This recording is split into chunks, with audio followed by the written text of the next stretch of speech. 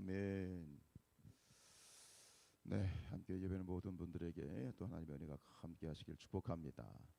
오늘 이제 24장 말씀 앞에서 이제 20장부터 23장까지 이제 하나님께서 십계명과 율법을 선포하셨는데 그 율법을 근거로 오늘 24장에서는 이제 공식적으로 이스라엘 백성과 하나님이 언약을 체결하는 그러한 체결식 장면이지요.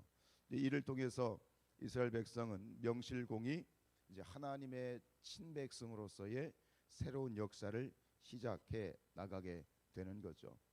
하나님의 언약 백성이라고 하는 것을 이제 정확하게 언약 백성의 정체성을 정확하게 표현하는 그 단어가 출애굽기 19장 6절에 나와 있는 것처럼 언약의 제사장 나라 거룩한 백성이다.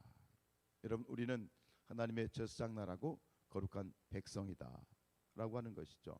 이것은 이스라엘 백성들 뿐만 아니라 지금 오고 오는 세대의 모든 교회들, 믿는 성도들은, 그리고 모든 성도들은, 교회는 바로 제사장 나라 거룩한 백성, 이 두 가지 표현이 정확한 우리 언약 백성을 표현하는 정체성인 것을 기억해야 되겠습니다.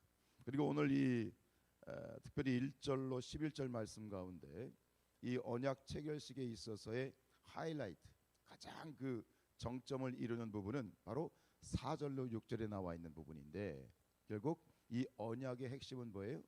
희생제물, 그리고 그 희생제물의 피를 이제 뿌리는 그런 장면이지요. 결국 뭐냐면 언약 백성은 다른 말로 말하면 예수 그리스도의 피뿌림을 받은 사람들이에요. 예수님의 피뿌림을 받은 사람들. 마태복음 26장 28절에서 예수님께서 이제 이 성만찬에 대한 말씀, 그 마지막 만찬 때에 이런 말씀하셨죠. 이것은 죄 사함을 얻게 하려고 많은 사람을 의하여 흘리는 바 나의 피, 곧 무슨 피다? 언약의 피다라는 말씀을 해 주셨어요. 여러분, 우리는 예수 그리스도의 피로 말미암아 하나님의 친백성이 되었다라는 것. 즉 결국 우리의 신앙에 있어서, 구원에 있어서 가장 중요한, 오늘 이 하나님과의 이 언약 체결식에 있어서 가장 핵심적인 것이 이 희생 제물인 것처럼, 역시 우리의 신앙에 있어서 가장 중심이 되는, 핵심되는 그런 사건은 예수 그리스도의 십자가의 보혈, 그 보혈 사건과 그것을 우리가 믿는 믿음, 이것이 가장 중요한 그러한 구약 우리의 신앙의 사건이겠지요. 자동차는 4바퀴를 달리지만 복음은 2바퀴로 달린다라고 얘기를 합니다. 즉 우리가 구원이라고 하는 것은 두 가지 중요한 구원의 원리가 있는데, 첫 번째는 뭐냐면 누군가 죽어야 누군가 산다는 거예요. 예수가 죽으심으로 말미암아 우리가 산 거죠. 그리고 두 번째는 뭐예요? 피 흘림이 없으면, 피 흘림이 없은즉 죄 사함이 없다는 거예요. 그래서 우리가 흔히 예수님의 그 십자가의 사건을 얘기할 때 피 흘려 죽으셨다란 말이에요. 왜 굳이 피 흘려, 피라는 단어가 왜 들어가느냐?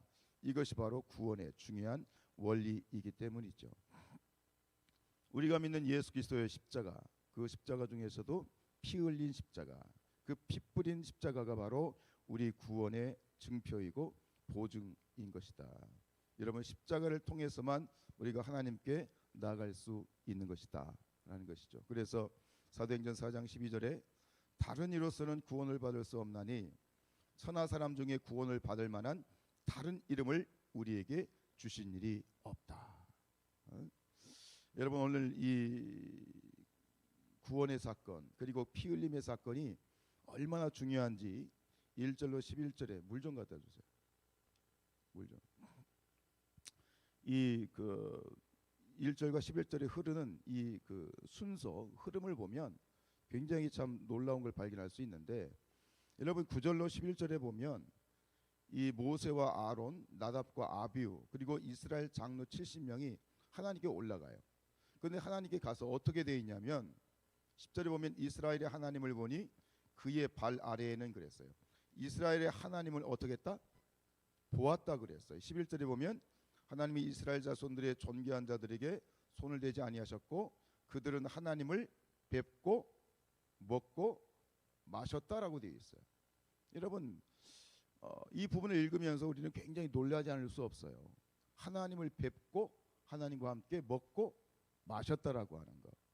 여러분 하나님을 우리 인간이 하나님을 직접 우리의 눈으로 뵐 수 있나요? 뵐 수 없어요. 더 정확하게 얘기하면 하나님을 눈으로 보면 안 돼요. 하나님 눈으로 보면 어떻게 돼요? 죽게 되죠. 그래서 이사야 선지자가 이제 그 높은 보좌에 앉으신 하나님을 보게 되었을 때 이사야 선지자가 고백한 것이 뭐냐면 오호라, 나는 이제 죽게 되었다, 라는 그런 이야기를 하죠. 화로다, 나여 망하게 되었도다라는 말을 해요. 왜 죄된 인간이 하나님을 이렇게 뵈면 결국 죽을 수밖에 없는 그런 어떤 죄성이 있기 때문이죠. 오늘 11절에 보면 하나님께서 이렇게 정확하게 얘기를 해요. 하나님이 이스라엘 자손들의 존귀한 자들에게 손을 대지 아니하셨다. 손을 대지 아니하셨기 때문에 그들은 하나님을 뵙고 먹고 마셨다 그랬어요. 결국은 우리가 아는 일반적인 어떤 그런 부분에 있어서 보면 하나님을 직접 뵐 수 있는 것이 아닌데, 여기서 보면 그들이 하나님을 배웠을 뿐만 아니라 하나님과 함께 식사를 하고 있어요. 이건 정말 참으로 놀라운 사건이에요. 이건 있을 수 없는 그런 놀라운 사건이지요. 그런데 왜 이런 일이 가능하냐?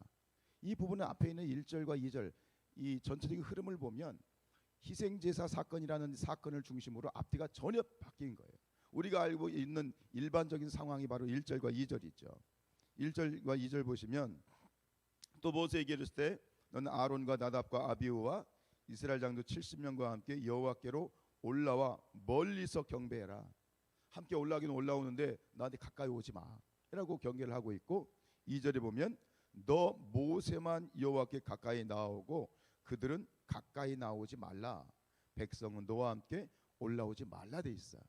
이게 우리가 아는 일반적인 상황이에요. 하나님은 가까이 나갈 수 없어요. 가까이 나가면 죽어요. 근데 이 흐름이 맨 뒤에서는 완전히 뒤바뀌어서 하나님을 뵙고 배웠을 뿐만 아니라 같이 먹고 마셨다. 이렇게 전환되어진 사건이 뭐예요? 바로 희생제사, 핏부림을 받은 거죠. 여러분 이게 무엇을 보여주는 것이냐? 바로 언약을 맺기 전의 상황과 언약을 맺고 난 후의 상황이에요. 하나님과 언약을 맺은 언약 백성들은 하나님을 뵐 수 있다. 하나님께 나아갈 수 있다. 하나님과 교제할 수 있다라고 하는 것. 여러분 이것이 오늘 우리에게 성취가 되어졌습니다. 예수 그리스도의 핏부림을 받은 우리 그리스도인들이, 하나님의 백성들이 하나님께 직접 나갈 수 있게 되었고, 하나님께 직접 말씀드릴 수 있고, 기도할 수 있고, 예배할 수 있게 되어진 것이죠.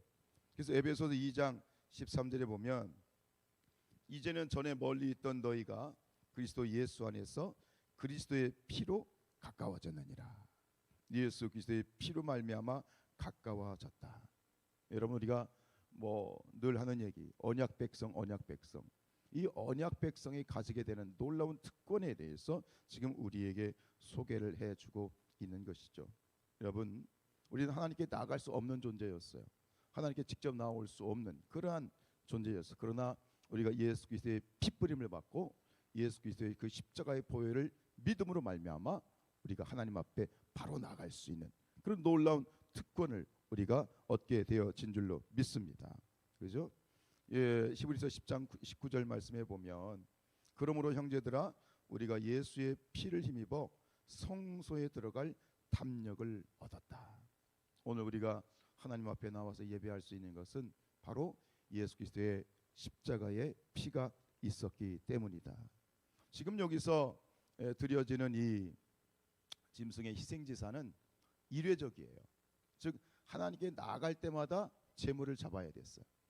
제물을 잡아서 피를 드려서 그리고 그걸 통해서 하나님께 나아갈 수 있었는데, 짐승의 피는 일회적이고 일시적인 거지만 예수 그리스도의 보혈 피는 영원한 것이고 완전한 것이고 한번 믿음으로 말미암아 우리가 언제든 하나님께 나아갈 수 있고 그리고 나아갈 수 있는 특권을 얻게 된 것이다.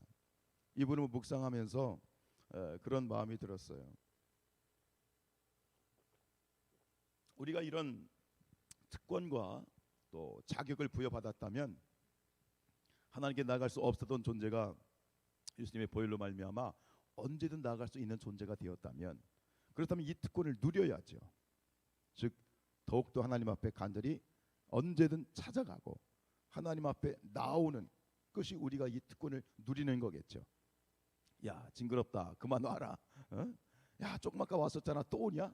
이렇게 하나님이 역정을 내실 정도 그러시진 않으시겠지만, 그럴 정도로 우리가 하나님 앞에 더 나아가고, 하나님 앞에 대면하여 나아가는 그런 어떤 이 신앙적인 특권을 우리의 것으로 누리는 그런 은혜가 있었으면 좋겠어요. 그래서 마음껏 언제든지 나와서 하나님을 만나고 하나님을 뵙고 하나님과 먹고 마시는 그런 아름다운 교제, 그러한 특권, 그러한 아름다운 신앙생활이 저희와 여러분 가운데 함께 있어지기를 주님의 이름으로 축원드립니다. 기도하시겠습니다.